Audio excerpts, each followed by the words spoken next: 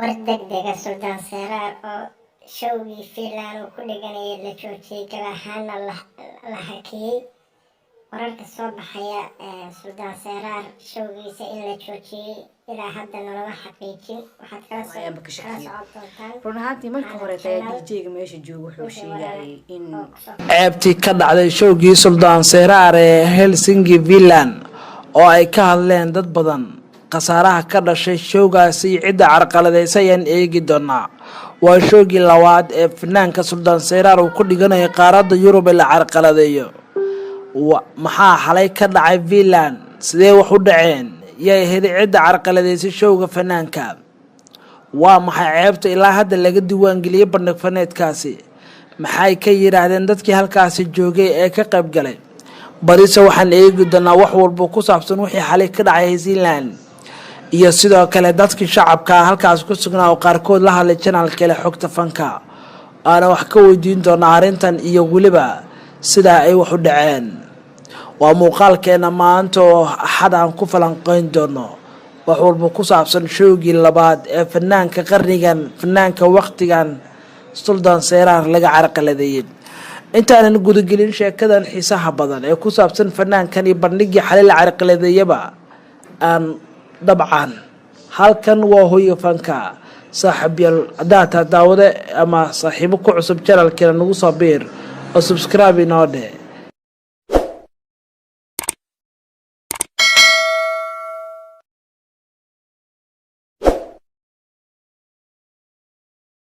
waxaan gudagelaynaa hordhaca muuqaalkan faahfaahinta ayaan gudagelaynaa weliba wixii xalay ka dhacay Helsinki ee Finland oo showgii suldaanka lajinka waqtigan fanaanka qarnigan mar kale la carqaladeeyay ayaan eegi doonaa. ceebtii ka dhacday showgii Suldaan Seraar ee Helsinki Finland oo ay ka hadleen gabdho badan iyo weliba dad badan halkaasi ku sugnaa ayaan soo qaadan doonaa. Suldaan Seraar ayay weliba fanaaniinta kala Axlimo Gubaad iyo Guuleysan bay DJ Zubeer ayaa raadigelin buuxda waxay ka bixiyeen wixii xalay ka dhacay showgii Helsinki ee Finland ka dhacay iyagoona taageerayaashooda u ballan qaaday in xaflad VIP ah oo ku celis ah taas oo la qorsheyn doono isla habeen dambe oo salaasada soo gali doonta hadduu ilaa raalli ka noqdo ay fanaaniintan ay ku qaban doonaan xafladan aan caawa ku lahayn Helsinki Finland. cilad farsamo ayaa ka dhacday. raaligelin buuxda ayaan siinayna dhammaanba shacabkii quruxda badnaa ee waqtigooda inoo soo horay. waxaan idiin ballan qaadi doonaa in habeen dambe iyo weliba xaflad kale ku celisaan wax dagaal iyo buuq ah toona ma jiri doono. cilad farsamo awgeed ah fadlan sii gudbiya raaligelintan oo gaarsiiya shacabkeena iyo weliba arrintan ayuu yidhi fanaanka waqtigan Suldaan Seraar fanaanka reer Joojiga. haddaba showgii xalay ee Helsinki Finland ee suldaanka uu ku qabtay ayaa noqday mid ay carqalad ku yimaada kadib markii fanaanka laga carqaladeeyay. boqolaal shacab ayaa isku soo baxay gudaha hoolka oo isku doonayay inay ka qayb galaan. markii la arkay dadkii faraha badnaa ee bandhiga u soo istaagay ka qaybgalka showga ayaa waxaa gudaha hoolka ka bilowday buuq, dagaal, qaylo iyo weliba gacan ka hadal taasoo keentay in guud ahaanba bandhig faneedka la hakiyo. sidaan oo kale fanaanka ayaa 2 toddobaad ka hor bandhig faneed uu ku qabanayay magaalada Munich ee wadankaasi Jarmalka sidaan oo kale laga carqaladay inkastoo markii dambe booliisku lacaguhu siiyay sabab u noqotay in bandhigiisa halkaas uu ku qabsado. tani ayaa noqonaysa mid mar kale fanaanka laga carqaladeeyay. waxaana la sheegay carqaladeynta fanaankan ay sabab weyday markii taageerayaal badan ay soo buux dhaafiyeen banaanka iyo weliba hoolka kuwaasoo doonaya inay ka qayb galaan. waxaa sidoo kale la sheegay in hoolka fanaanka loo qabtay inuu aad u yaraa marka loo eego hoolka oo aad u yaraa iyo dadka taageerayaasha fanaanka oo aad u badnaa ay sabab u noqotay in dadka hoolka uu qaadi waayo. qaaditaankaas ka sokow waxa ay aheeday mid mar kale meesha buuq iyo dagaal uu ka dhashay oo ay gacan ka hadal. bal qayb ka mid ah muuqaallo yar oo laga soo duubay hoolka inta xafladda socotay aan daawano.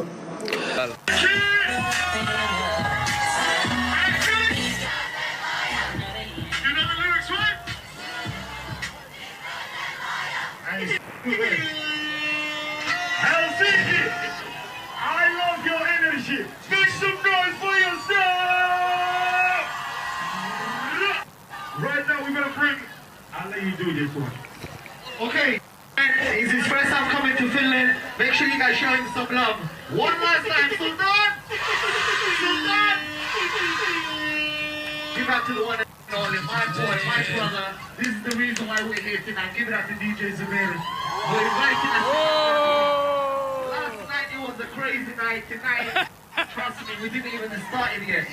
Watch out for the after party. Watch out for the after party. Let's go. Okay. Sultan, one more time. Zamir has been going around your countries. So I want you to guys, on the count of 1, 2, 3, everybody in this building, I mean everybody, to make some noise for these two brothers right here. 1, 2, 3, make some noise! Okay, that's how we do it, let's go. Okay.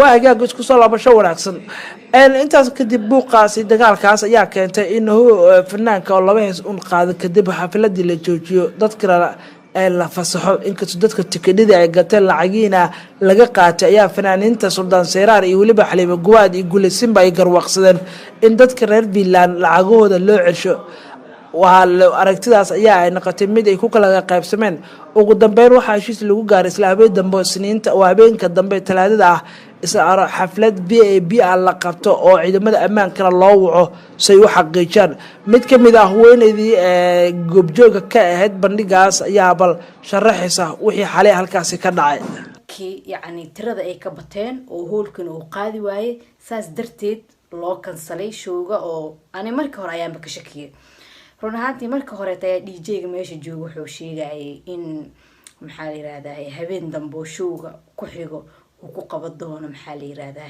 isla Finland maadaama dad badan ay banaanka joogeen u suurtagal weys inay soo galaan saas darteed habeen dambe maadaama leed isnayd oo ahay nin inaag ayaa laga dhigay nimankan ay ka soo qayb gali karaan ayay sheegayeen markaas ayaaba tuhni gal aniga oo aan showgii mala wala soo gabagabay rabaa waxa igu yaabka badnaa waxay ahayd in fanaankii Suldaan Seyraar oo meesha laba hees oo kaliya ka qaaday laba hees oo kaliya ayuu fanaankii meesha ka qaaday hees saddexeys waa la waayay dadkii ciid iyo carada ka muuqatay wajiyadooda waxaan ku dhahay qeylada ka baxaysa aad maleekan xitaa lama qancin dadku laguma dhiin xitaa iska kala tago waxa lagu yirday beeshi waa idin qaadi weys okay waa ogtahay fanaan dadku ay jecel yihiin ayaaba keenteen ma meel weyn u qabataan meel yaro kalaabaha lagu qabtay oo iska yaro cariiri badan oo maxaa la yiraahdaa hadee qofkii tagun baa ka sheekay karto meel loogu talagalay 40 qofood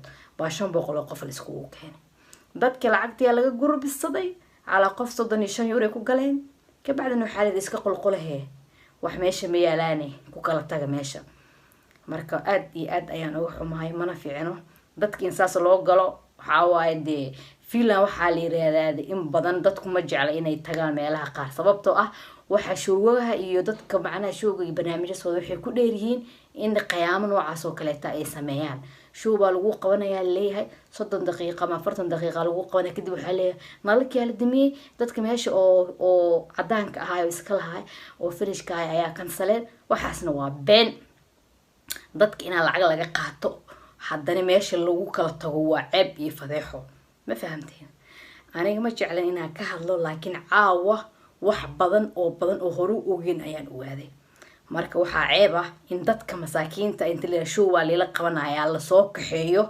على قف صدني شن يور لقى قاضو ميل يرو كلابا يور لسكو كانوا هور بدنو كلال هل هي سنت لو قال رماش ويبحسنتي نو كلا كحية اللي يراهدو تاس عيب ويان ما فهمتي مركب وحنا وش هي ضدك هبين ضم اسكو ديارنا يعني ليديس نايت آذان ليديس نايت كنا وحاليرنين إنك بوي معكران وحليديس نايت اللي يراد ما جرت ضد كورونا وذي معكر لكن وحا إذن شيء عوض ضدك ساس لو قلي أو ماشي لو قيامي oo waxaan ku yiraahday lacagtoodina la cunay showra loo qaban 45 daqiiqo meel lagu jiray marka waxaan leeyahay khasaare ayaa meeshaas ka dhacday marka been dambana la isku lugooynin umadana beenta laga daayo run ahaantii anigu ma dhaleecaynayo fanaanka Sultan Seyraar waa fanaankii aad baan u jecelahay waqti baan ku bixiyay inkastoo aan jeclayn inaan show email-aas aan tago laakiin caawa way ka duwnay showyaalkii wadanka Finland lagu qaban jiray sababtoo ah Sultan Seyraar waa nin dhalinyaro ah oo dhalinyaraduna ay aad u jeceshahay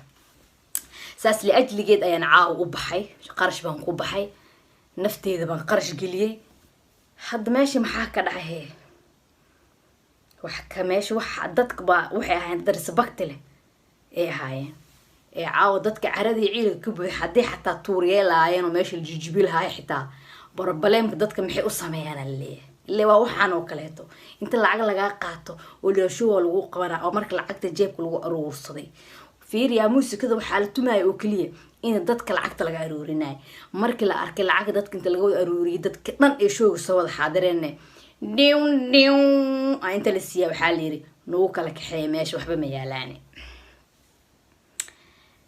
marka reer Finland maxaa leeyahay dadka meesha madaxda iska dhigay oo dadka showgada u qabtaan waa dad iimaanka ka kaceen ma fahamteen waa dad aanba aqoonin buu maxaa la yiraahdaa xuquuqda dadka lacag laga qaadaa showna looma qabanayo war Sweden fiir showgi lagu qabtay Denmark fiir Norway dadku waa loo raaxiyay intaasoo saacadood ay ku jireen lacagtooda ayuu ku qanacsan ay baxeen laakiin anaga lacagteen xagee ku baxday lacagteeni min DJ diw inta noo siiyo oo hal mar inta DJ inta soo galay fanaanku oo heesta xamar bil kaliya qaad oo meesha ku kala tago daa waxa socomayaan marka reer Finland oo ka waanto show dambe oo Finland lagu qabanaya lacag kala gaadin indihiina caawad waa ku aragteen ila meel yar aad soo tagteen gurihiina soo dayacdeen maxaa faa'iideen waa waxbane wabillahi tawfiiq tuugnimada dadka ka